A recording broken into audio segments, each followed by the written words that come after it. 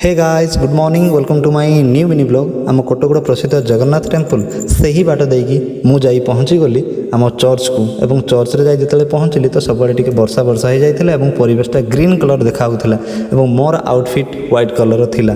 तो प्रथम मु चर्च अटेंड कली। चर्च अटेंड कर सारापर मत भोक लगिला सो दैट मुझे प्रथम टिफिन खाईदेली। टिफिन खाई सारापर पुणी थर घर को रिटर्न कली। तो घर को रिटर्न कर सारापर मोर प्रथम काम थिला मुझे प्रथम पानी पीदेली। पानी पी सारापर रेस्ट नेली। रेस्ट नहीं सारापर गोटे इनफर्मेशन आसला कि बिल में एक एकाधिक गाई बलद पशि जाइछन्ति सो दैट मोर एवं बाबूर आम जा समस्त को तोड़ापी आरंभ कलु। दौड़ी दौड़ी तो हालत पूरा खराब हो जाइथिला। तो अन्य मानकर हालत मुझे आम खराब करदेलु। तो जाइकी किछ समय रेस्ट नेली। रेस्ट नहीं सारापर गोटे जगह में बसी पड़िलु। तो बसी सारापर से छोट छोट कंटा गुड़िक बाहर करने लगी पड़िलु। तो पेंट रे पूरा फुल लगी जाइथिला। तो सही समय तो छेली पोल गुड़िक सुंदर भाव में रोड से माने आसुछन्ति। एपट सेपटे टोटाली डिस्टर्बांस नाई।